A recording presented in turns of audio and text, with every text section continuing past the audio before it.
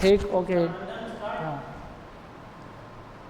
हाँ बेटा, पिछले वीडियो में हमने क्या पढ़ रहे थे बेटा? पिछले वीडियो में हम पढ़ रहे थे प्राणी ऊतकों के बारे में, ठीक है। और प्राणी ऊतकों के बारे में हमने पढ़ने की क्या क्या स्टार्ट कर दिया था हमने? उसमें पढ़ रहे थे बेटा तंत्रिका ऊतक। क्या पढ़ रहे थे? तंत्रिका ऊतक। अब इस तंत्रिका ऊतक में हमने पढ़ा था कि इस तंत्रिका ऊतक का निर्माण दो प्रकार की कोशिकाओं से होता है, किससे? तंत्रिका कोशिका और ग्लियल कोशिकाओं के द्वारा। तंत्रिका कोशिका और ग्लियल कोशिकाओं के द्वारा इसका निर्माण होता है। तो अब देखो बेटा, ज़्यादा हमने उसमें देख रहे थे लेकिन ज़्यादा रिवाइज नहीं करेंगे। छोटी सी बात ध्यान में रखने की है कि जो मुख्य बातें होती हैं, जैसे कि तंत्रिका कोशिका में तारक काय अनुपस्थित होता है, जिसलिए इसकी वजह से वो अपने जीवन काल में कभी विभाजित नहीं होता, वो अपने जीवन काल में कभी विभाजन नहीं करेगा, इस चीज़ का ध्यान रखना, ठीक है। एक जितने भी तंत्रिका कोशिकाएं न्यूरॉन्स बनने होते हैं वो भ्रूणीय अवस्था में बन जाते हैं। उसके बाद में किसी प्रकार के तंत्रिका कोशिका का निर्माण नहीं होता है। तो जैसे जैसे शरीर की आकृति बढ़ती है या जीव आकृति में वृद्धि करता है, आकार में बढ़ता है, तो इन कोशिकाओं का या तंत्रिका कोशिकाओं की संख्या नहीं बढ़ती है, इनकी केवल लंबाई बढ़ती है। इसलिए ये जो होती है ये शरीर की सबसे लंबी कोशिका होती है। तो इसका मतलब तंत्रिका कोशिका ऐसी कोशिका होती है जो कि जीवन में कभी विभाजित नहीं होती और हमारे शरीर की सबसे लंबी कोशिका होती है, ठीक है बेटा। उसमें हमने इसकी संरचना भी देख ली थी। तंत्रिका कोशिका की संरचना के बारे में भी हमने अध्ययन कर लिया था कि ये इसके भाग होते हैं। जैसे कि अगर बात करें, दो भाग होते हैं, कौन से? कोशिका काय और प्रवर्ध, ठीक है। ये हमने सारी संरचनाएं उसके बारे में पढ़ ली थी। आज बेटा हम पढ़ेंगे क्या? आज पढ़ रहे हैं बेटा कि तंत्रिका कोशिका के प्रकार। ये जो तंत्रिका कोशिकाएं होती हैं वो कितने प्रकार की होती हैं? अभी बेटा प्रकार तो ठीक है, लेकिन इसका मतलब इनको बांटा गया है, तो किस आधार पर इनका वर्गीकरण किया गया है, कैसे इनको बांटा गया है, ये भी हमें पता होना चाहिए, ठीक है बेटा। तो हम एक एक करके सभी को देखते हैं। तो सबसे पहले बात करते हैं कि तंत्रिका कोशिकाओं का प्रकार किसके आधार पर? अगर अपन बात करें प्रवर्धों की संख्या के आधार पर, कि प्रवर्धों की संख्या के आधार पर ये तंत्रिका कोशिकाएं कितने प्रकार की होती हैं, ठीक है बेटा ये चीज, ठीक है। अब प्रवर्ध हमें पता है क्या चीज होती है। प्रवर्ध जो होते हैं बेटा, जैसे बताया था कि कोशिका काय से निकलने वाले धागी नुमा संरचनाओं को अपन क्या कहते हैं? प्रवर्ध कहते हैं, ठीक है। अब बेटा हम पूरे प्राणी जगत की बात कर रहे हैं, तो संपूर्ण प्राणी जगत में प्रवर्धों की संख्या के आधार पर चार प्रकार की तंत्रिका कोशिकाएं पाई जाती हैं, ठीक है। अब एक एक करके देखते हैं। सबसे पहले बात करते हैं बेटा अध्रुवीय। सबसे पहले कौन सी बेटा? अध्रुवीय, नॉन पोलर। अध्रुवीय न्यूरॉन्स या अध्रुवीय तंत्रिका कोशिकाएं ऐसी कोशिकाएं होती हैं जिसमें प्रवर्ध या तो अनुपस्थित होते हैं, प्रवर्ध या तो क्या होंगे बेटा? अनुपस्थित होंगे, और अगर उपस्थित हैं तो उनमें डेंड्रॉन और एक्सॉन, पता है क्या चीज होती है ना? डेंड्रॉन और एक्सॉन में विभेदन नहीं हो पाता है, ये पता नहीं चल पाता है कि कौन सा एक्सॉन है और कौन सा डेंड्रॉन है। बात समझे बेटा? कि ऐसी तंत्रिका कोशिकाएं जिनमें प्रवर्ध या तो अनुपस्थित होंगे, और अगर उपस्थित होंगे तो उनमें एक्सॉन और डेंड्रॉन में कोई विभेदन नहीं कर पाते हैं। और इस प्रकार के जो न्यूरॉन होते हैं बेटा, इस प्रकार के न्यूरॉन जो होते हैं वो किस में पाए जाते हैं? निम्न अकशेरुकी प्राणी, निम्न अकशेरुकी प्राणियों जैसे हाइड्रा, किससे बेटा? जैसे हाइड्रा में पाए जाते हैं। तो अगर हम देखें कैसे, कि ये जैसे मान लो कि इस तरह से ये एक तंत्रिका कोशिका अध्रुवीय है, ठीक है। इसमें हमें पता नहीं चल रहा है कि कौन से एक्सॉन है कौन सा डेंड्रॉन्स है। बात समझ में आ गई बेटा? तो पहले प्रकार के हुए कौन सी? अध्रुवीय, ठीक है बेटा। अब हम बात करते हैं दूसरी, सेकंड बात करें एक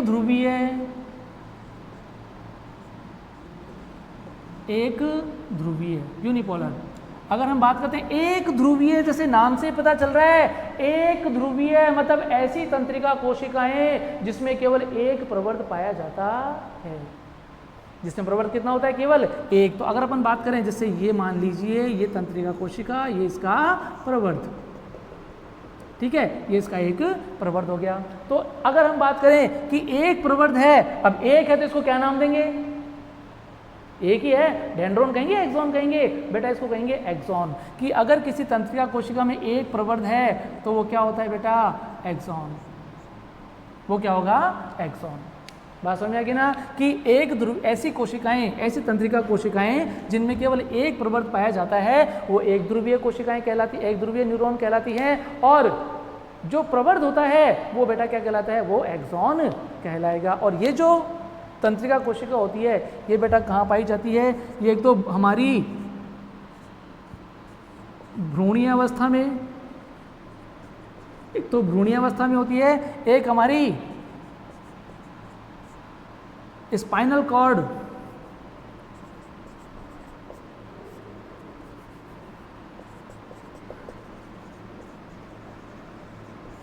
किसमें पाई जाती है बेटा, स्पाइनल कॉर्ड।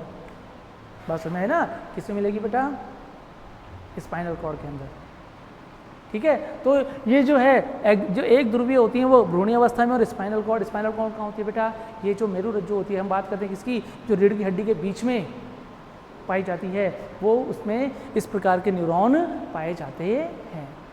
बात समझ आ गई बेटा यहाँ तक की। चलो अब अगर आप बात करते हैं किसकी, एक ध्रुवीय के बाद में आता है नंबर किसका, द्विध्रुवीय। नाम से पता चल रहा है द्विध्रुवीय, द्वि का मतलब दो। 3 नंबर पे बात करते हैं किसकी, द्विध्रुवीय न्यूरॉन। द्विध्रुवीय न्यूरॉन जैसे पता चल रहा है बेटा क्या, इसमें क्या पाए जाते हैं, दो प्रवर्त। कितने होते बेटा, 2 प्रवर्त पाए जाते हैं। कितने प्रवर्त होंगे, 2 प्रवर्त होंगे। और इन दोनों प्रवर्तों में से बेटा अब एक तो क्या होगा, एक्सॉन, और एक होगा डेंड्रॉन। बात समझ ना। अब एक्सॉन कौन सा होगा, जैसे बताया था कि जो सबसे लंबा होता है वो क्या होता है, एक्सॉन होगा। तो बेटा जो लंबा होगा वो तो क्या होगा, एक्सॉन, और जो छोटा होगा वो डेंड्रॉन। बात समझ में आ गई ना, कि अगर हम बात करते हैं किसकी, द्विध्रुवीय न्यूरॉन की, तो द्विध्रुवीय न्यूरॉन ऐसे न्यूरॉन है, ऐसी तंत्रिका कोशिकाएं होती हैं जिनमें 2 प्रवर्त पाए जाते हैं। प्रवर्तों की संख्या कितनी होगी बेटा, 2 प्रवर्त पाए जाएंगे, और उन दोनों में एक होगा एक्सॉन और दूसरा होगा डेंड्रॉन। एक तो एक्सॉन होगा और दूसरा डेंड्रॉन होगा।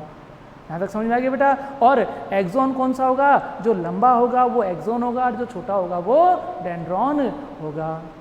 बात समझ में आ गई बेटा। अब अगर अपन बात करते हैं, पूछें कि ये जो द्विध्रुवीय न्यूरॉन होते हैं ये कहाँ पाए जाते हैं, हमारे शरीर में कौन सी संरचना, कौन से भाग में पाए जाते हैं, तो हमें देखें बेटा, ये जो होती है, एक तो होती है ये रेटिना, आँख का जो रेटिना होता है उसमें पाई जाती हैं। एक कान में होता है कॉक्लिया, कान के कॉक्लिया में, और नाक की घ्राण झिल्ली। ये 3 संरचनाएं होती हैं बेटा जहाँ पर हमारे शरीर में, जहाँ पर ये द्विध्रुवीय न्यूरॉन पाए जाते हैं। एक होती है आँख की रेटिना, मतलब द्विध्रुवीय न्यूरॉन जो होता है वो आँख की रेटिना में, कान के कॉक्लिया में, और नाक की घ्राण झिल्ली, स्नेडेरियन झिल्ली, जो कि गंध का ज्ञान कराती है कि ये किस प्रकार की गंध आ रही है, ठीक है। तो उसमें ये द्विध्रुवीय न्यूरॉन पाए जाते हैं, ठीक है बेटा। तो 3 हो गए कौन से, एक हो गया अध्रुवीय, दूसरा एक ध्रुवीय, तीसरा द्विध्रुवीय, और चौथा जो इसका प्रकार होगा वो होगा बेटा बहुध्रुवीय। कैसा होगा, नंबर 4 पे आ जाएगा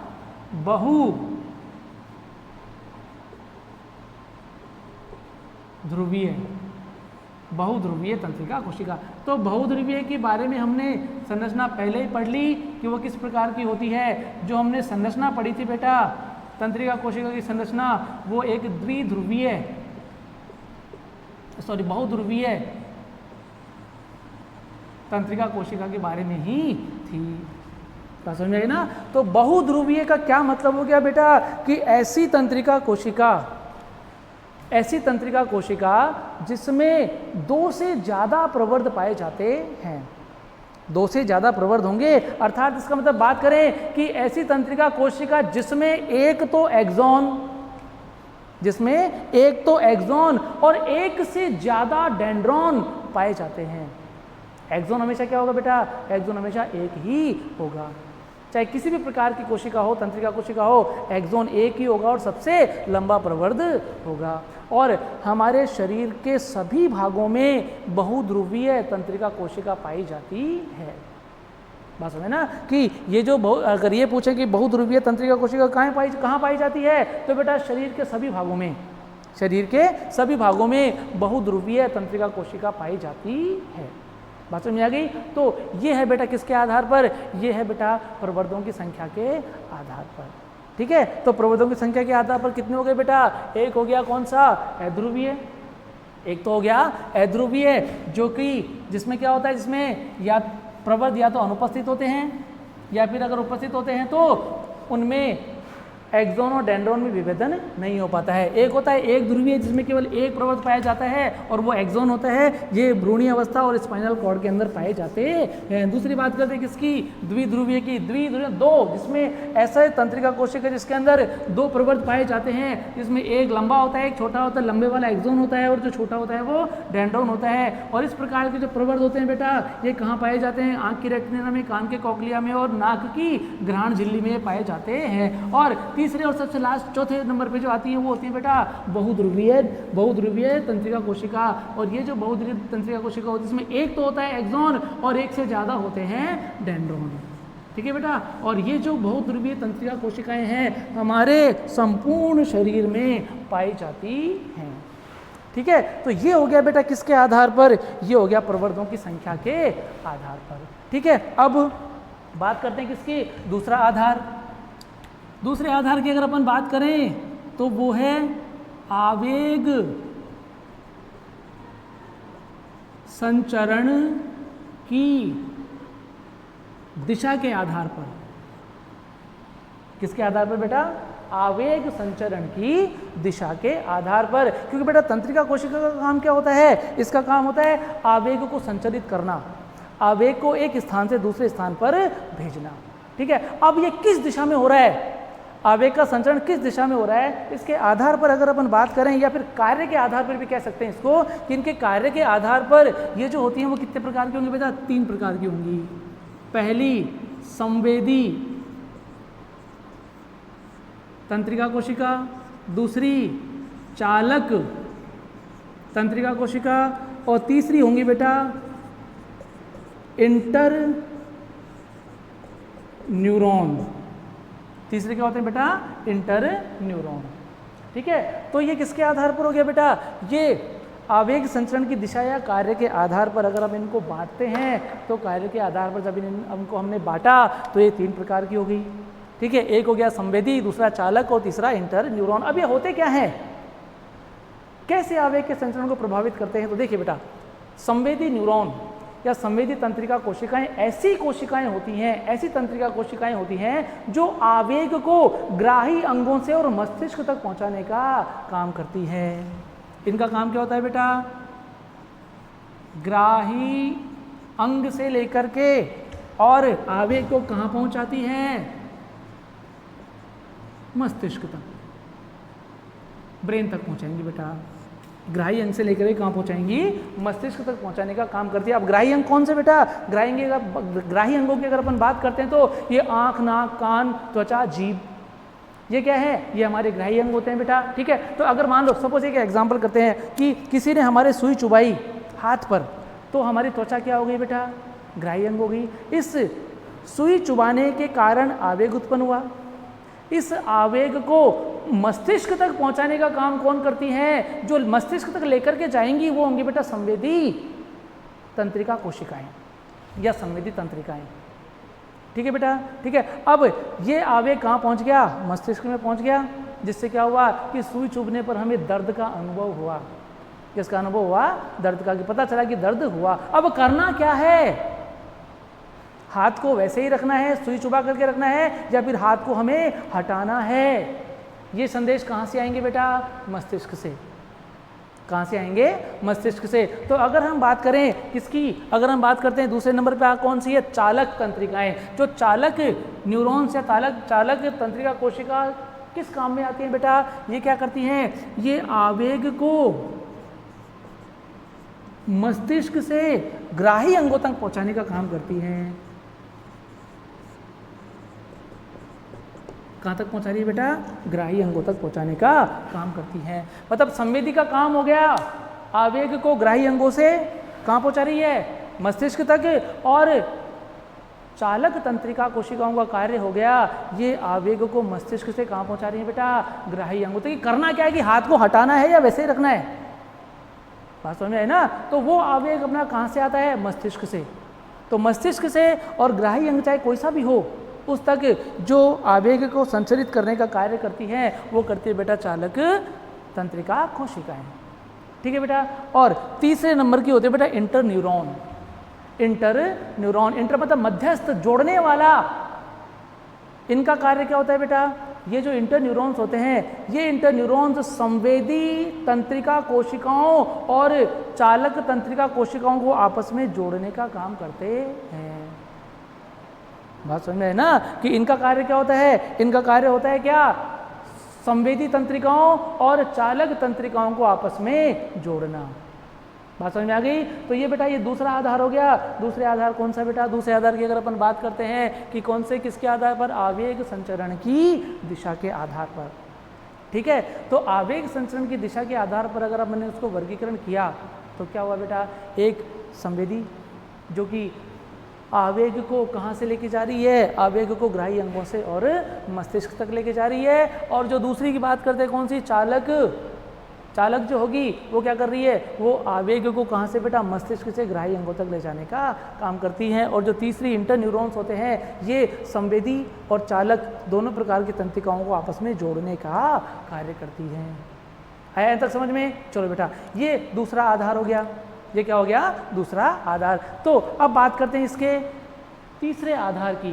किसकी बात करेंगे बेटा? तीसरे आधार की। देखिए, तीसरे आधार की बात करें तो उससे पहले हमने देखा था कि जो तंत्रिका कोशिका की संरचना हमने पढ़ी थी बेटा, तंत्रिका कोशिका की संरचना हमने पढ़ी थी। ठीक है। और उस संरचना में हमने देखा था, तो देखो, तो अगर अपन बात करते हैं तीसरे आधार की माइलिन आच्छद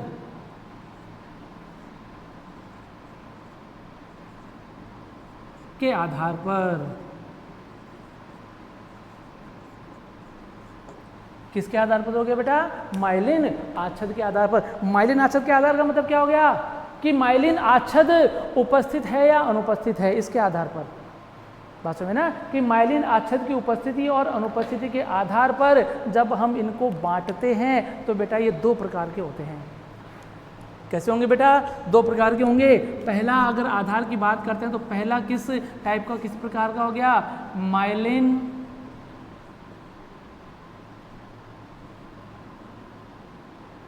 माइलिन आच्छद युक्त। एक तो हो गया माइलिन आच्छद युक्त, और दूसरे की बात करते हैं तो माइलिन आच्छद रहित। दो प्रकार की होगी बेटा। कौन कौन से? एक तो हो गई माइलिन आच्छद युक्त और एक हो गई माइलिन आच्छद रहित। जैसे नाम से पता चल रहा है कि माइलिन आच्छद युक्त। अब देखिए बेटा, हमने वो डायग्राम बनाया था, उसमें देखा था ये हमारा न्यूरॉन और ये इसका एक्सॉन। ठीक है बेटा, ये इसका एक्सॉन। ठीक है। इस एक्सॉन के ऊपर देखा था हमने, ये माइलिन आच्छद पाया गया था। क्या था इसके ऊपर? माइलिन आच्छद। ठीक है। तो ऐसी तंत्रिका कोशिकाएं जिनके ऊपर माइलिन आच्छद उपस्थित होता है, वो माइलिन आच्छद युक्त तंत्रिका कोशिका कहलाती है। उसको अपन क्या कहेंगे? माइलिन आच्छद युक्त तंत्रिका कोशिका। बात समझ में आ गया था कि इसके बाद में बात करते हैं कौन सी? कि अब ये जो माइलिन आच्छद युक्त होती है बेटा, ये जो माइलिन आच्छद होता है किसका बना हुआ होता है? ये बेटा ये बना हुआ होता है माइलिन प्रोटीन का। किसका बना हुआ होता है? माइलिन प्रोटीन का। और ये जो माइलिन प्रोटीन है इसका स्राव कौन करती है? बेटा ये जो है एक्सोलिमा, ये जो एक्सोलिमा है, इस एक्सोलिमा में विशेष प्रकार की कौन सी बेटा, श्वान कोशिकाएं पाई जाती हैं। जैसे मैंने बताया था, कौन सी कोशिकाएं पाई जाती हैं, श्वान कोशिकाएं पाई जाती हैं। और ये जो श्वान कोशिकाएं होती हैं, ये इस माइलिन प्रोटीन का निर्माण करती हैं। और ये जो माइलिन प्रोटीन है बेटा, ये माइलिन प्रोटीन जो होती है वो किसका, माइलिन शीट या माइलिन आच्छद का निर्माण कर लेती है। ठीक है। और एक चीज़ और कि ये जो माइलिन आच्छद होती है, ये माइलिन आच्छद बेटा लगातार ना होकर के छोटे छोटे टुकड़ों के रूप में होती है। ठीक है। और दो माइलिन आच्छदों के बीच का जो अवकाश होता है, इसको हम क्या कहेंगे, इसको अपन कहते हैं बेटा रेनवियर की पर्व संधि। क्या कहेंगे, रेनवियर की पर्व संधि। और यहाँ से रेनवियर की पर्व, जैसे बताया था कि जो माइलिन आच्छद होती है बेटा, ये माइलिन प्रोटीन होती है, ये आवेग संचरण के प्रतिरोधी होती है, मतलब आवेग संचरण में रुकावट डालती हैं। तो क्या करेंगे, तो ये जो आवेग है ये बेटा एक रेनवियर की पर्व संधि से दूसरी पर्व संधि पर जंप करते हुए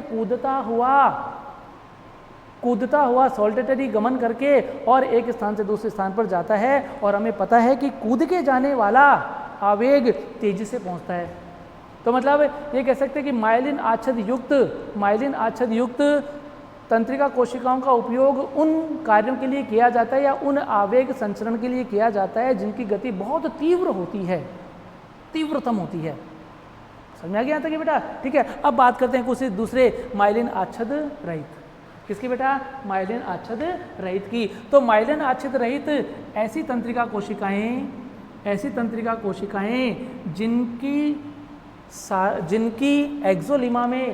जिनकी एक्सोलिमा में उपस्थित श्वान कोशिकाएं माइलिन आच्छद का निर्माण नहीं करती हैं। इसका मतलब है कि श्वान कोशिकाएं तो पाई जाएंगी, श्वान कोशिकाएं तो मिलती हैं, लेकिन माइलिन प्रोटीन का निर्माण नहीं करती हैं। तो ऐसी तंत्रिका कोशिकाएं जिनमें क्या अनुपस्थित होता है बेटा, माइलिन आच्छद अनुपस्थित होता है, उसे हम क्या कहते हैं, उसे हम कहते हैं क्या, माइलिन आच्छद रहित तंत्रिका कोशिका। बात समझ में आएगी बेटा। ठीक है। और इनमें जो आवेग का संचरण होता है वो माइलिन आच्छद युक्त तंत्रिका कोशिकाओं से धीमी गति से होता है।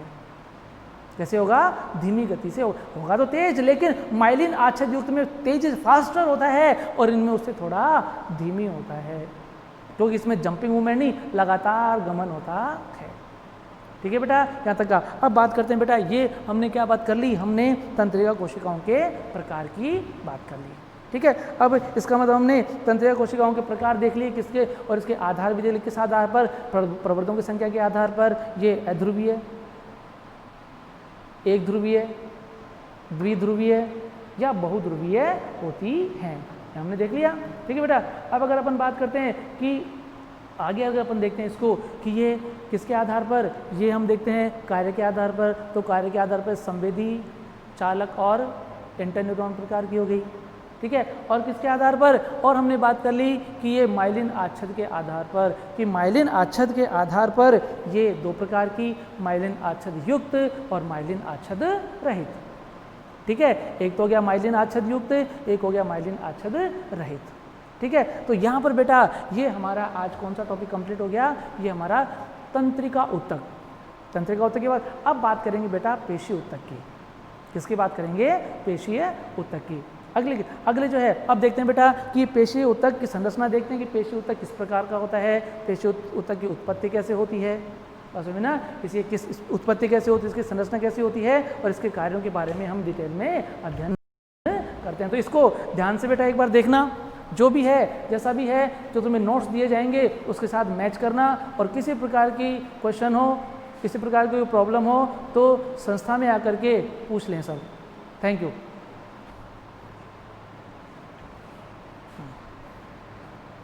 हाँ बेटा, अभी तक हमने क्या देखा, अभी तक हमने देखा तंत्रिका ऊतक के बारे में। ठीक है। हम क्या पढ़ रहे हैं बेटा, हम पढ़ रहे हैं जंतु ऊतक। जंतु ऊतकों में हमने क्या देख लिया, अभी तक हमने देख लिया बेटा किसके बारे में, तंत्रिका ऊतक के बारे में अध्ययन कर लिया। अब अपन बात करते हैं बेटा दूसरा पेशीय ऊतक। किसके बारे में बात करेंगे, पेशीय ऊतक की। जैसा कि मैंने पहले भी बताया था कि सबसे पहले जो क्वेश्चन होता है वो होता है कि इसकी उत्पत्ति कैसे होती है, कोई भी ऊतक या अंग की उत्पत्ति किस प्रकार से होती है। तो हम हमारे यहाँ ध्यान देने की बात है बेटा कि ये जो पेशीय ऊतक होते हैं, जो हमारे पेशीय तंत्र का निर्माण करते हैं, इन पेशीय ऊतक की जो उत्पत्ति होती है बेटा वो मीजोडर्म के द्वारा होती है। मतलब मीजोडर्म नामक जनन स्तर से पेशीय ऊतक की उत्पत्ति होती है और अधिकांश जो पेशियाँ होती हैं, अधिकांश पेशियों की उत्पत्ति मीजोडर्म के द्वारा होती है। कुछ को छोड़ करके जैसे आइरिस की पेशियाँ, बेटा आइरिस की जो पेशियाँ होती हैं इनकी उत्पत्ति कैसे होती है, इनकी उत्पत्ति एक्टोडर्म के द्वारा होती है। बाकी मोस्ट ऑफ मतलब ज़्यादा अधिकांश जो पेशियाँ होती है इनकी उत्पत्ति कैसे होती है, मीजोडर्म के द्वारा ही होती है। अब अगर अपन बात करते हैं बेटा कि मीजोडर्म से उत्पत्ति हो गई, हम बात करें हमारे शरीर की, तो मानव में जो होता है वो अगर हम इनकी गिनती करें, पेशियों को गिना जाए तो मानव में 639 लगभग 639 पेशियां पाई जाती हैं गिनने पर। वैसे अलग अलग वैज्ञानिकों ने, अलग अलग साइंटिस्ट ने, अलग अलग राइटर्स ने इसको अलग अलग लिख रखा है, अलग अलग बुक्स में कुछ ने लिखा है 650 होती है, कुछ ने 600 से ज़्यादा, किसने कुछ ज़्यादा, अलग अलग। लेकिन अगर एवरेज बात करते हैं तो ये जो पेशियाँ होती हैं वो 639 पेशियाँ होती हैं। और अधिकतर जो पेशियाँ होती हैं बेटा, ज़्यादातर पेशियाँ कहाँ पाई जाती है, हमारी पीठ के ऊपर। इनमें सबसे ज़्यादा जो पेशियाँ होती है, 200 से भी ज़्यादा पेशियाँ होती है, वो कहाँ पाई जाती हैं, हमारी पीठ के ऊपर पाई जाती हैं। और हमारे शरीर का 50% से भी ज़्यादा वजन इन पेशियों का होता है। बात है ना कि 50% से ज़्यादा वजन हमारे वेट, अगर हम वजन करें, भार करें, तो हमारा जो वजन होगा उनमें 50% से ज़्यादा वजन किसका होगा, इन पेशियों का होगा। तो ये तो बेटा क्या हो गया, ये तो पेशियों के बारे में बात कर रहे हैं हम। तो अगर हम देखें कि कार्य के आधार पर ये पेशियां किस प्रकार का कार्य करती हैं, उस कार्य के आधार पर इन पेशियों को कितने भागों में बांटा गया है। ठीक है, तो हम देखते हैं बेटा कि कार्य के आधार पर ये जो पेशियां होती हैं ये 3 प्रकार की होती है। कितनी श्रेणियों में बांटा गया है बेटा, 3 श्रेणियों में बांटा गया है। पहले अगर अपन बात करते हैं, पहला है कौन, कंकाली पेशियां, दूसरा चिकनी पेशियां, तीसरा हृदय पेशियां। बात समझ में आ गई ना। तो हमारे शरीर में कार्य के आधार पर 3 प्रकार की पेशियां पाई जाती हैं। पहला है कंकाली पेशियां, चिकनी पेशियां और हृदय पेशियां। तो सबसे पहले तो हम इनके बारे में थोड़ा थोड़ा जानने की कोशिश करते हैं कि क्या होती है, कैसे होती हैं। ठीक है, तो सबसे पहले अगर अपन बात करते हैं बेटा किसकी, कंकाली पेशियों की। नाम से पता चल रहा है कंकाली पेशियां। कंकाली पेशियां क्यों नाम दिया गया इनको कंकाली पेशियां बेटा, क्यों दिया गया? जैसे कंकाली मतलब ऐसी पेशियां जो हमारी अस्थियों से जुड़ी हुई है या कंकाल तंत्र से जुड़ी हुई होती हैं, उसे अपन कहते हैं कंकाली पेशियां। बात समझे ना। इसका जो नाम, जैसे नाम से पता चले कंकाली पेशियां, ऐसी पेशियां जो हमारे कंकाल के साथ जुड़ी हुई होती हैं, हमारी अस्थियों के साथ जुड़ी हुई होती हैं, वो क्या कहलाती हैं, कंकाली पेशियां। और बेटा एक चीज़ और कि ये जो पेशियां होती हैं, कंकाली पेशियां जो होती हैं, ये हमारे नियंत्रण में कार्य करती हैं। बात समझ में आ गया ना। ये जो कंकाली पेशियां हैं हमारे इच्छा के अनुसार काम करती है, हमारे नियंत्रण में काम करती है, इसलिए इन्हें हम ऐच्छिक पेशियां भी कहते हैं। क्या कहेंगे बेटा, ऐच्छिक पेशियां भी कहते हैं। ठीक है, कंकाली पेशियां इसलिए क्योंकि कंकाल तंत्र से जुड़ी हुई होती है, अस्थियां से जुड़ी हुई होती हैं, और ऐच्छिक पेशियां इसलिए क्योंकि ये हमारे नियंत्रण में काम करती हैं, हम अपनी इच्छा से इनको कार्य करवा सकते हैं। बात समझे ना। तो अगर हम देखें, अब अगर हम बात करते हैं कि ये जो कंकाली पेशियां होती हैं, इन कंकाली पेशियों के ऊपर अनुप्रस्थ रेखाएं उभार के रूप में पाई जाती हैं, या अनुप्रस्थ उभार रेखाओं के रूप में पाए जाते हैं। ठीक है, इनके ऊपर रेखाएं पाई जाती हैं, अनुप्रस्थ रेखाएं पाए जाने की वजह से इन्हें हम रेखित पेशियां भी कहते हैं। क्या कहेंगे बेटा, रेखित पेशियां भी कहते हैं। तो इसके 3 नाम हो गए। पहला कंकाली पेशियां, क्योंकि ये कंकाल तंत्र से संबंधित होती है। दूसरी ये ऐच्छिक पेशियां, क्योंकि हमारे नियंत्रण में काम करती हैं। और तीसरी, इन पे ऊपर छोटी छोटी अनुप्रस्थ रेखाएं पाई जाती हैं, इसलिए कैसी होगी बेटा, इसलिए हो गई कैसी, रेखित पेशियां। रेखाएं पाई जाने मतलब रेखित पेशियां। ठीक है, यहाँ तक का समझ में आ गया बेटा। अब ये जो कंकाली पेशियां होती है, ये बेटा इनका काम, ये कहाँ से जुड़ी हुई होती है, हमारे कंकाल तंत्र, और मतलब ये कह सकते हैं कि ये हमारे गमन और संचलन, ये जो कंकाली पेशियाँ होती हैं ये हमारे गमन और संचलन दोनों में सहायता करती हैं। बात समझ आ गई कि अगर अब हमें दो शब्द नाम दिए हैं, कौन सा, एक तो होता है गमन, दूसरा होता है संचलन।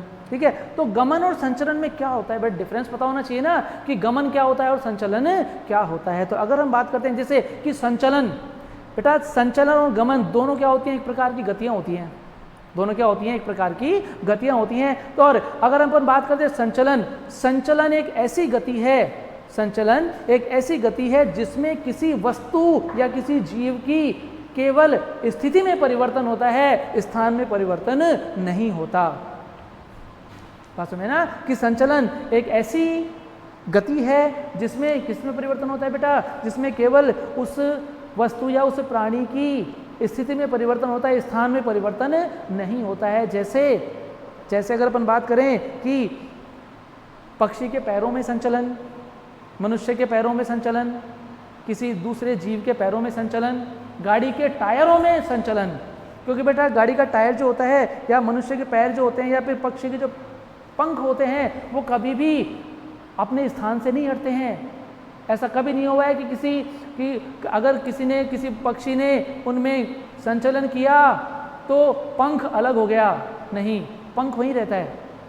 इसका मतलब उसके स्थान में परिवर्तन नहीं हो रहा है, केवल उसकी स्थिति में परिवर्तन हुआ है। बात समझ आ गई यहाँ तक कि बेटा? चलो अब आगे देखते हैं। अगर आगे देखते हैं बेटा दूसरी क्या, एक होता है गमन। गमन ऐसी गति होती है, गमन ऐसी गति होती है जिसमें किसी वस्तु या किसी व्यक्ति या किसी जंतु की स्थान और स्थिति दोनों में परिवर्तन होता है। स्थान में परिवर्तन होगा और स्थिति में भी परिवर्तन होता है। बात समझ में आ गई ना? इसका मतलब कि अगर मैं खड़े खड़े हाथ हिला रहा हूँ, हाय हेलो हाय, तो क्या हो रहा है बेटा? संचलन। लेकिन अगर मैं चल रहा हूँ तो क्या है बेटा? मेरे पैरों में संचलन हो रहा है, जिसकी वजह से पूरे शरीर में गमन हो रहा है। इसी प्रकार एक पक्षी के पंखों में अगर संचलन होता है, एक पक्षी के पैरों में अगर संचलन होता है तो उसके पूरे शरीर में गमन होता है। एक गाड़ी के टायरों में संचलन होता है तो पूरी गाड़ी में गमन होता है। उन टायरों में संचलन की वजह से जो गाड़ी होती है वो क्या करती है? गमन करती है। बात समझ में गया ना? तो यहाँ पे अगर अपन बात करते हैं कि गमन और संचलन के लिए कौन सी पेशियाँ जिम्मेदार होती हैं, तो बेटा ये कौन सी होती हैं? ये कंकाली पेशियाँ इसके लिए जिम्मेदार होती हैं। तो पहली प्रकार की पेशियाँ कौन सी हो गई बेटा? ये हो गई कंकाली पेशियाँ। अब हम बात करते हैं किसकी? चिकनी पेशियों की। किसकी बात करेंगे? चिकनी पेशियों की बात करेंगे। चिकनी पेशियाँ जो होती हैं बेटा हमारे शरीर के आंतरांगों में पाए जाते हैं, जो शरीर के अंदर अंग पाए जाते हैं उनके अंदर पाई जाती हैं, और ऐसे अंगों में पाई जाती हैं जिनके कार्यों पर हमारा नियंत्रण नहीं होता। जैसे अगर अपन बात करते हैं किसकी? आहार नाल में जैसे पाचन की प्रक्रिया होती है, ठीक है। एक बार अगर अपन ने किसी भोजन को निगल लिया तो उसके बाद में जो प्रक्रिया हमारे नियंत्रण में नहीं होती है वो अनैच्छिक हो जाती है। तो कुछ अगर अपन बात करें बेटा, ये चिकनी पेशियाँ जो होती हैं ये हमारे नियंत्रण में नहीं होती है, मतलब हमारे नियंत्रण में कार्य नहीं करती हैं, अतः इन्हें अपन क्या कहेंगे? अनैच्छिक पेशियाँ।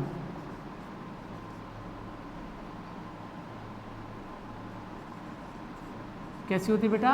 अनैच्छिक पेशियाँ, क्योंकि ये हमारे नियंत्रण में कार्य नहीं करती है। और सबसे बड़ी चीज़ इसके अंदर जो होती हैं वो अनुप्रस्थ रेखाएं कैसी होती हैं बेटा? अनुपस्थित। इनमें अनुप्रस्थ रेखाएं भी नहीं पाई जाती हैं, अनुप्रस्थ रेखाएं भी इनमें नहीं होती हैं। तो ये कैसी होती है बेटा? ये अरेखित। कैसी होती हैं? अरेखित।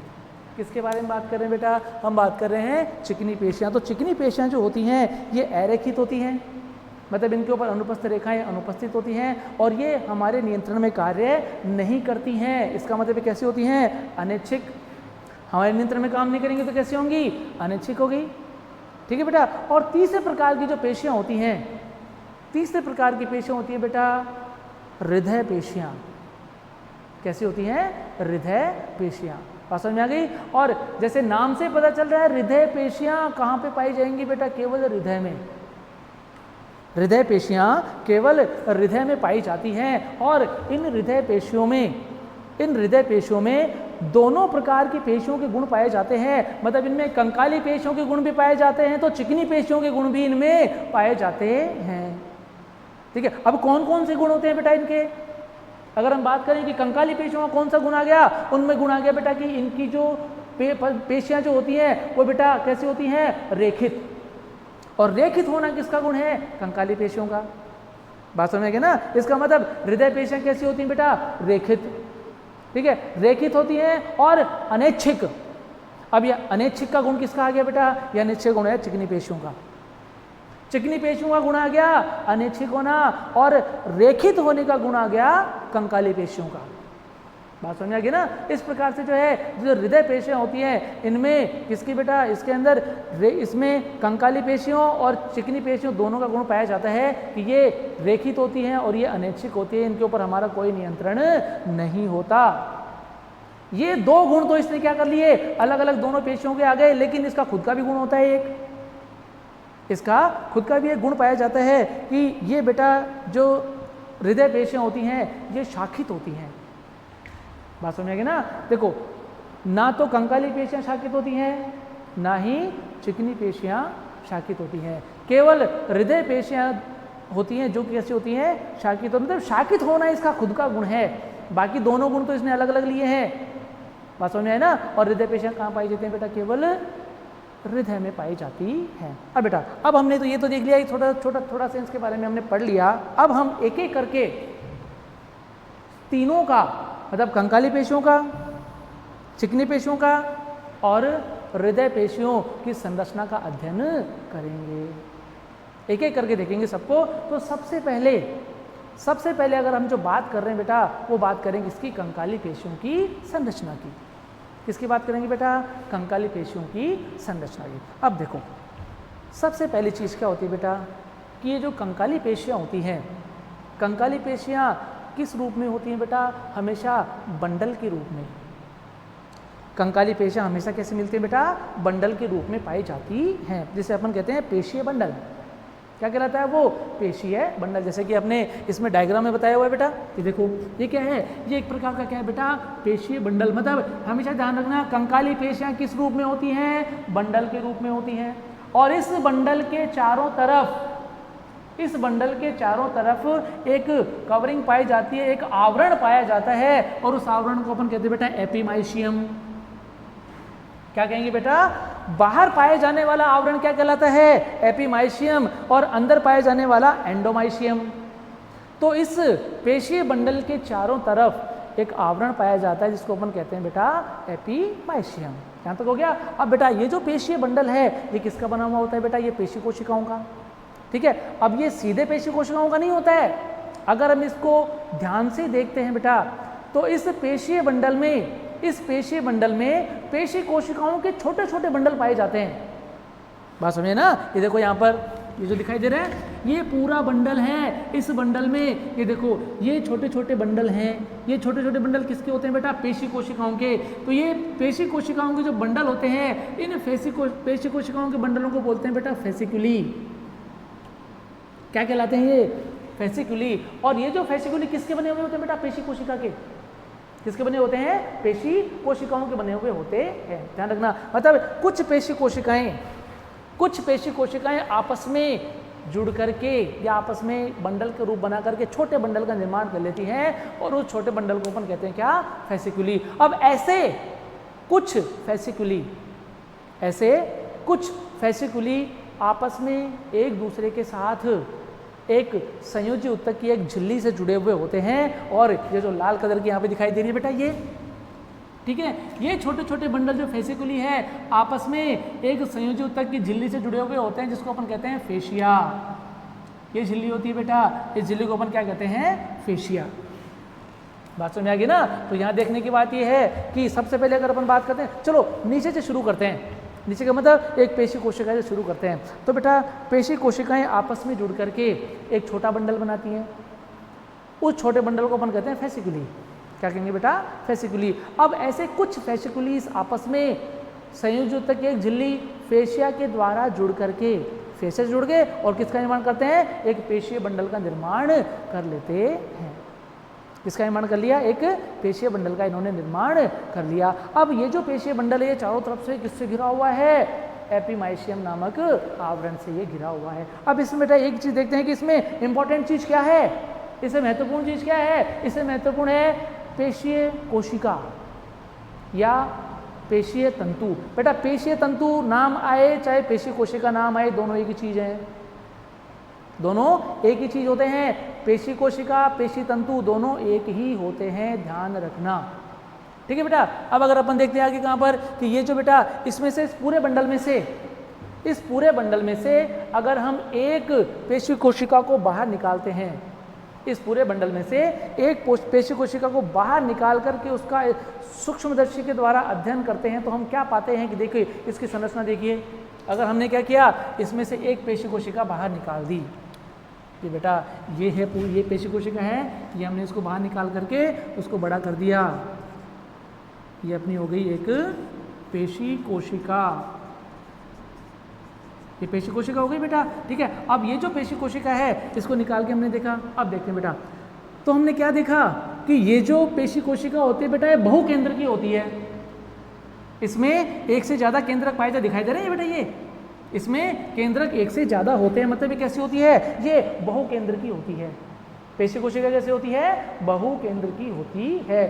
पेशी कोशिका की कोशिका झिल्ली, पेशी कोशिका की कोशिका झिल्ली को सार्कोलीमा तथा इसके कोशिका द्रव्य को सार्कोप्लाज्म कहते हैं। ध्यान रखना बेटा, पेशी कोशिका की कोशिका झिल्ली क्या कहलाती है, सार्कोलीमा, और इसका जो कोशिका द्रव्य है वो क्या कहलाता है, सार्कोप्लाज्म। बात समझ में आ गई। अब इसमें बेटा एक जैसे हर एक कोशिका होती है उसके अंदर क्या पाई जाती है, अंतःप्रद्रवी जालिका, तो इसमें भी अंतःप्रद्रवी जालिका पाई जाती है, लेकिन पेशी कोशिका की अंतःप्रद्रवी जालिका को हम कहते हैं सार्कोप्लाज्मिक जालिका। इसको क्या नाम दीजिए बेटा, सार्कोप्लाज्मिक जालिका। अब इस सार्कोप्लाज्मिक जालिका का क्या कार्य होता है, ये जो सार्कोप्लाज्मिक जालिका होती है बेटा, सार्कोप्लाज्मिक जालिका कैल्शियम आयन का भंडार गृह होती है। बात समझे ना। इसका मतलब अगर हम बात करते हैं कि ये कैल्शियम आयन क्यों जरूरी होते हैं बेटा, ये जो कैल्शियम आयन होते हैं बेटा, कैल्शियम आयन जरूरी होते हैं किसके लिए, कैल्शियम आयन जरूरी होता है बेटा पेशीय संकुचन के लिए। पेशियों में जो संकुचन होता है उसके लिए कैल्शियम आयन जरूरी होता है, और उस संकुचन की प्रक्रिया के लिए कैल्शियम आयन कौन प्रदान करती है, ये सार्कोप्लाज्मिक जालिका। समझ में आ रहा है ना। और इसका जो माइटोकॉन्ड्रिया होता है उसको अपन कहते हैं सार्कोसोम। क्या कहेंगे बेटा, सार्कोसोम। तो चार चीज इसके अंदर अंतर हो गया। कोशिका की बात करें तो अगर ये क्या है, पेशी कोशिका है, तो पेशी कोशिका की कोशिका झिल्ली सार्कोलीमा कहलाती है, इसका कोशिका द्रव्य सार्कोप्लाज्म। कोशिका द्रव्य को क्या कहेंगे बेटा, सार्कोप्लाज्म। इसकी अंतःप्रद्रवी जालिका सार्कोप्लाज्मिक जालिका कहलाती है, जबकि इसका माइटोकॉन्ड्रिया सार्कोसोम कहलाता है। और जो सार्कोप्लाज्मिक जालिका होती है वो बेटा कैल्शियम आयन का भंडार गृह होती है, और ये कैल्शियम आयन किसके लिए जरूरी होता है बेटा, ये होता है पेशीय संकुचन के लिए। बात समझ में आ गई ना। ठीक है। तो अब इसमें बेटा सारे कोशिकांग हैं, बहुकेंद्र की भी होती है, ठीक है, लेकिन एक चीज और है कि इसके ऊपर मैंने बताया था कि इसमें अनुप्रस्थ रेखाएं पाई जाती हैं। रेखाएं दिखाई दे रही बेटा, यहाँ पे देखो, ठीक है, ये अनुप्रस्थ। अब ये जो अनुप्रस्थ रेखाएं होती हैं बेटा, ये किसकी बनी हुई होती है, ये क्या होती है, ये बेटा ये होते हैं पेशी तंतुक। पेशी तंतु अलग होता है, पेशी तंतुक। बात समझे ना। मतलब पेशी कोशिका में छोटे छोटे धागे नुमा संरचनाएं पाई जाती हैं जो कि एक दूसरे के समानांतर होती हैं, एक दूसरे के समानांतर होती हैं। इन संरचनाओं को या इन छोटे छोटे धागे नुमा संरचनाओं को अपन कहते हैं पेशी तंतुक। क्या कहेंगे बेटा, पेशी तंतुक। और ये जो पेशी तंतुक होता है यहीं से क्या होता है बेटा, संकुचन और शिथिलन। पहले इनमें होगा, फिर पेशी कोशिका में होगा, फिर पेशी बंडल में होगा, फिर पूरी पेशी में होगा। लेकिन केवल संकुचन का प्रारंभ यहीं से नहीं होता है। तो हमने क्या देखा कि भैया ये कौन, ये नया है कोई चीज जो केवल पेशी कोशिका में मिला। जैसे अगर अपन बात कर रहे हैं तंत्रिका कोशिका में हमने बात करी, तो तंत्रिका कोशिका में विशेष कौन मिला था अपने को, तंत्रिका तंतुक। समझ में आ रहा है ना। ऐसे ही पेशी कोशिका में भी एक विशेष चीज मिल गई, कौन, पेशी तंतुक। अरे भाई ये क्या है, क्या है ये, तो अब देखते हैं कि ये क्या चीज है, नई चीज है। तो नई चीज को देखने करके हमने क्या होता है कि नई चीज हम देखते हैं तो हमारी उत्सुकता बढ़ती है कि देखे तो सही ये क्या चीज है। बाकी सारे कोशिकांग हमने पढ़ लिए, माइटोकॉन्ड्रिया पढ़ लिया, अंतःप्रद्रवी जालिका, केंद्र वेंद्र सारे पढ़ के छोड़ दिए, लेकिन ये जो पेशी कोशिका है इसमें नया क्या आया है, इसको देखे तो सही। फिर हमने क्या किया, इसमें से इस पेशी तंतु को बाहर निकाला और बाहर निकाल करके उसको फिर सूक्ष्मदर्शी के द्वारा बड़ा करके देखा। बात समझ में ना, हमने यहाँ से जब जो हम जिज्ञासु प्रवृत्ति के हैं, यहाँ से हमने क्या किया, इस एक पेशी तंतु को बाहर निकाला और बड़ा करके देखा इलेक्ट्रॉन माइक्रोस्कोप के अंदर। ठीक है, तो अब जब हमने इसको बाहर निकाल लिया तो हमने को क्या दिखाई दिया बेटा, क्या दिखाई दिया अपने को यहाँ पर, ये देखिए इस पे ये एक रेखा के समान संरचना है, इसमें अपने को क्या दिखाई दिए, इसमें अपने को हल्के और गहरे क्षेत्र, इसमें हमको क्या दिखाई दिए बेटा, हल्के और गहरे क्षेत्र दिखाई दिए। ठीक है, दिखाई दे रहे बेटा उसके अंदर। अब ये जो हल्के और गहरे क्षेत्र होते हैं बेटा, ये हल्के और गहरे क्षेत्र हमेशा एकांतर क्रम में होते हैं। एकांतर क्रम का मतलब होता है कि एक के बाद एक, कि पहले हल्का फिर गहरा फिर हल्का गहरा हल्का गहरा। ऐसा कभी नहीं होता है कि गहरा गहरा गहरा हल्का गहरा हल्का गहरा, ऐसा कभी नहीं होता है। हमेशा एक के बाद एक ऑल्टरनेट होते हैं, एकांतर क्रम में होते हैं, मतलब पहले हल्का फिर गहरा फिर हल्का फिर गहरा। ठीक है, अब बेटा ये जो हल्का क्षेत्र होता है, दिखाई दे रहा है, हल्के क्षेत्र को कहते हैं आइसोट्रॉपिक बंध या आइसोट्रॉपिक भाग। बात में ना, तो इसको अपन क्या दे दिया, आइसोट्रॉपिक क्षेत्र या A band, sorry I band. Isotropic का मतलब आई बैंड, आइसोट्रॉपिक क्षेत्र आई बैंड। जो हल्का क्षेत्र होता है बेटा उसको नाम दे दिया क्या, आई बैंड। और जो गहरा क्षेत्र दिखाई दे रहा है, जो गहरा क्षेत्र दिखाई दे रहा है वो क्या हो गया बेटा, वो हो गया ए बैंड। गहरा क्षेत्र क्या हो गया, ए बैंड। दिखाई दे रहा है यहाँ पर। चलो हमने देख लिया कि ये एक होता है आई बैंड और एक होता है ए बैंड।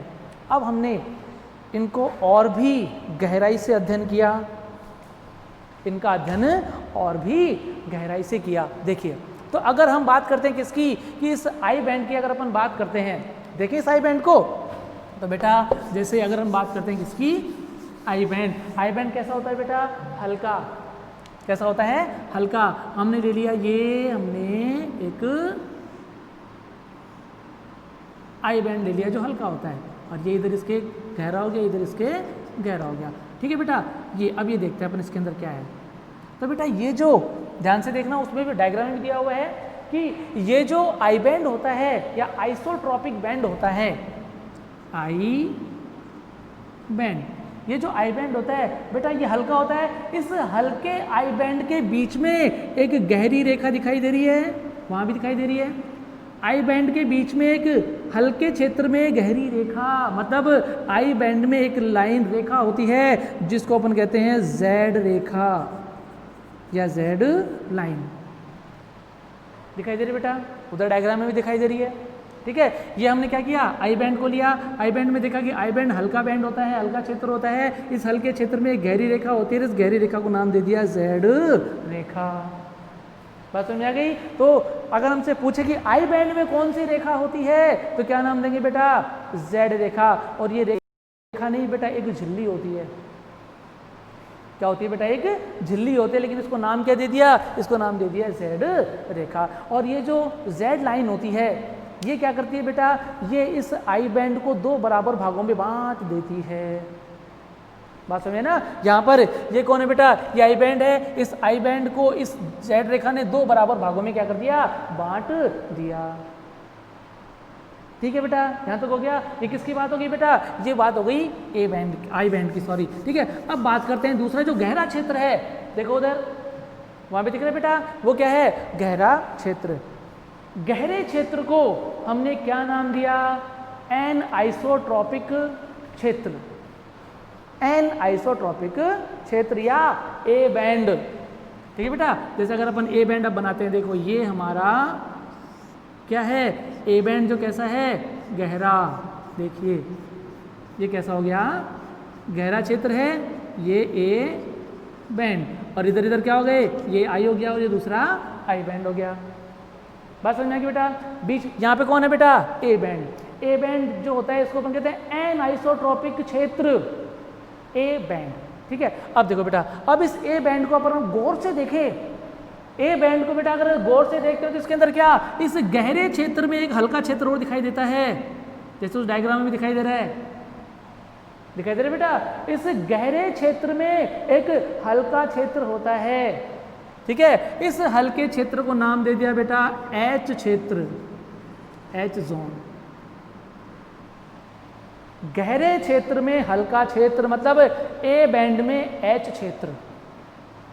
बात समझ में आ गई ना? आई ना बेटा कि ये जो गहरा क्षेत्र होता है बेटा, ये गहरा क्षेत्र क्या होता है? गहरे क्षेत्र को अपन एनाइसोट्रॉपिक बैंड या ए बैंड कहते हैं।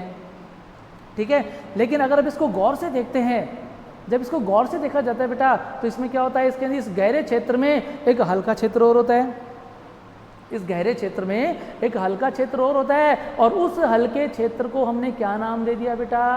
एच क्षेत्र, हैंसन का क्षेत्र।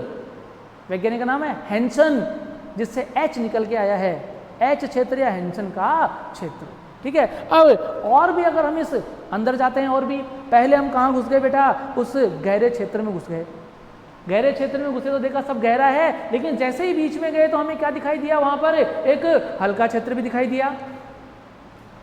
मतलब एक क्या दिखाई दे दिया अपने को दिखाई दे दिया वहां पर एक हल्का क्षेत्र। गहरे क्षेत्र में अपने को क्या दिखाई दिया? हल्का क्षेत्र। अब जानने की उत्सुकता और बढ़ी कि भैया ये जो हमारा ये हल्का क्षेत्र है उसमें भी घूम के आए। तो उसमें जब घूम के आए तो क्या दिखा अपने को बेटा? कि जैसे ही हल्के क्षेत्र में हमने प्रवेश किया तो यहाँ पे अपने को दिखाई दे कि यहाँ पर इस हल्के क्षेत्र के बीच में एक गहरी लाइन और है। ठीक है बेटा, कि जब हम कहाँ घुसे? पहले हम कहाँ घुस गए? गहरे क्षेत्र में। तो हमने देखा कि गहरे क्षेत्र में इधर उधर घूमते हैं थोड़ा, तो हमें क्या दिखाई दिया? हमें दिखाई दिया बीच में एक हल्का क्षेत्र, जिसको हमने नाम दे दिया हैंसन का क्षेत्र। क्या नाम दे दिया? हैंसन का क्षेत्र। अब इस हैंसन का क्षेत्र कैसे बेटा? हल्का है। अब इस हल्के क्षेत्र में जब इधर उधर घूमे तो क्या दिखाई दिया? इसके बीच में एक गहरी रेखा, इसके बीच में क्या दिखाई दी? एक गहरी रेखा, और इस रेखा का क्या नाम दे दिया? एम रेखा। क्या नाम दे दिया इसको? एम रेखा। बात समझ में आ गई बेटा? तो यहाँ पे हमने क्या देखा कि सूक्ष्मदर्शी में जब हमने इसको देखा तो इसमें गहरे और हल्के क्षेत्र दिखाई दिए। ये जो हल्का क्षेत्र है, इस हल्के क्षेत्र को क्या नाम दे दिया? आइसोट्रॉपिक बंध, आई बैंड, जिसके बीच में एक गहरी रेखा, जिसको नाम दे दिया क्या नाम दे दिया बेटा? जेड रेखा। ठीक है, और ऐसे ही जब हम कहाँ पे घुसे बेटा? जब हम कहाँ पे घुसेंगे? जैसे ही हम किस में घुसे? इस गहरे क्षेत्र में। बस में ना कि हल्के क्षेत्र से निकल करके हम कहाँ पे आ गए? इस गहरे क्षेत्र में आ गए। ठीक है, इस गहरे क्षेत्र में जब हम घूम रहे हैं इधर उधर, तो हमें क्या मिला? उसके बीच में हमें मिला कि यहाँ पर एक हल्का क्षेत्र और भी है। बात समझ में आए ना? कि जब हमने देखा कि यहाँ पर ये गहरा क्षेत्र है, गहरे क्षेत्र में जब हमने इधर उधर घूमे तो अपने को क्या दिखाई दिया? एक हल्का क्षेत्र। चलो हमने हल्के क्षेत्र में घूमना शुरू कर दिया तो देखा ये क्या? यहाँ पर एक गहरी रेखा और है। ठीक है बेटा, यहाँ पर एक गहरी रेखा और भी है। तो उस रेखा को देखा कि ये रेखा को क्या नाम दे दिया हमने? फिर इस रेखा को नाम दे दिया एम रेखा। बात समझ में आ गई ना? इस तरह से हमने किस में घूम लिए बेटा? हम घूम लिए हल्के क्षेत्र और गहरे क्षेत्र, दोनों में हमने भ्रमण कर लिया और दोनों की संरचना के बारे में हमने देख लिया। तो ये आई बैंड और ए बैंड दोनों की संरचना हो गई बेटा। आई बैंड जो होता है, आई बैंड के बीच में जेड रेखा होती है, ए बैंड के बीच में एच क्षेत्र होता है, और उस एच क्षेत्र के मध्य में एक गहरी रेखा एम लाइन होती है बेटा। इसको इसी तरह से याद करना है और यही सीक्वेंस होती है। ठीक है बेटा, अब चलो हमने यहाँ तक तो देख लिया। अब बेटा हम ये देखते हैं कि ये जो आई बैंड और ए बैंड बने हुए किसके होते हैं? ये भी देखना पड़ेगा ना, किस चीज़ के बने हुए होते हैं भैया। तो हमने देखा कि ये जो आई बैंड होता है बेटा, उन हमने इसको और बड़ा करके देखा।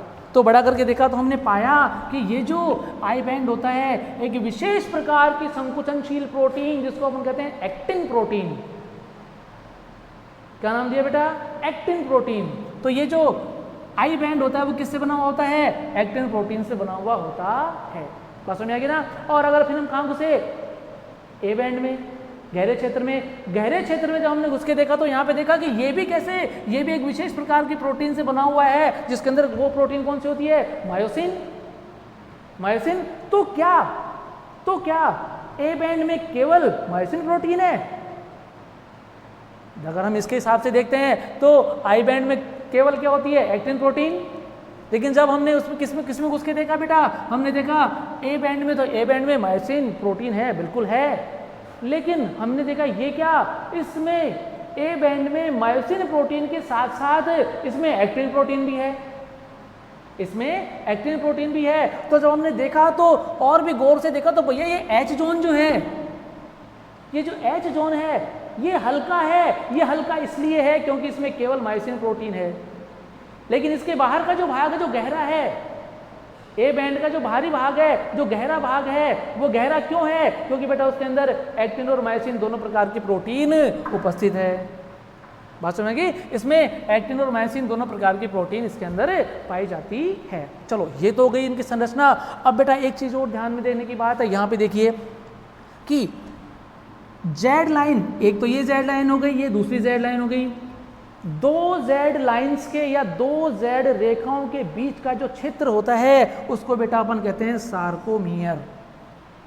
उसको क्या कहेंगे? सार्कोमियर। तो सार्कोमियर जो होता है बेटा, सार्कोमियर संकुचन की संरचनात्मक और क्रियात्मक इकाई होती है।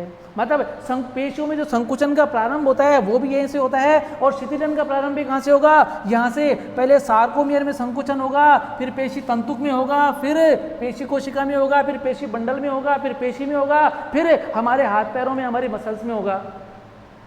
बात समझ आए ना? जिसकी वजह से हमारे हाथ पैरों में गति होती है। तो ये जो होती है सार्कोमियर जो होता है बेटा, ये सार्कोमियर संकुचन की संरचनात्मक और क्रियात्मक इकाई होती है। ठीक है। अब बेटा एक प्रश्न और होता है जो कि ज़्यादातर नीट में पूछा जाता है, और ज़्यादातर स्टूडेंट जो होते हैं, ज़्यादातर विद्यार्थी उसको गलत ही करके आते हैं। ध्यान से देखने की बात है। देखो यहाँ पर देखते हैं क्या, ये देखो बेटा, ये देखो, ये सार्कोमियर किस किस चीज़ का बना हुआ होता है, सार्कोमियर में क्या क्या होता है। तो यहाँ पे देखते हैं बेटा, आधा ये देखो, यहाँ से शुरू है, यहाँ पे खत्म है, यहाँ से शुरू है, यहाँ पे खत्म है। तो इसमें क्या, आधा तो आई बैंड आ रहा है, पूरा ए बैंड है, और आधा आई बैंड आ रहा है।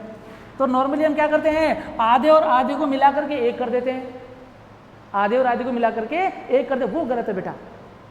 ठीक है। तो इसके हिसाब से ऑप्शन क्या होना चाहिए? वैसे नॉर्मली ऑप्शन इसके अंदर आते हैं कि एक आई बैंड, एक ए बैंड, लेकिन हमारा ऑप्शन क्या होना चाहिए कि एक जो सार्कोमियर होता है बेटा, एक सार्कोमियर का निर्माण दो आधे आई बैंड, एक सार्कोमियर का निर्माण दो आधे आई बैंड और एक संपूर्ण ए बैंड के द्वारा होता है। अलग अलग आएगा बेटा उसके अंदर, दो आधे आई बैंड होने चाहिए। ठीक है। ऐसा नहीं कि आधा आधा मिला करके एक कर दिया, आंसर गलत हो जाएगा। दो आधे आई बैंड और एक संपूर्ण ए बैंड के द्वारा इस सार्कोमियर का निर्माण होता है। तो ये बेटा, ये जो होती है, ये होती है बेटा कंकाली पेशियों की संरचना। किसकी संरचना होगी बेटा? कंकाली पेशियों की संरचना। अब ये जो डायग्राम है बेटा, इस डायग्राम को बड़े ध्यान से अपनी कॉपी के अंदर बनाओ। ठीक है। इसकी स्टडी करो, और जो भी नोट्स मिले हैं उन नोट्स के साथ इसको मैच करके इसकी स्टडी करो। बात समझ गए ना? ठीक है। ध्यान से इस डायग्राम को ढंग से बनाओ बेटा, बनाओ सब।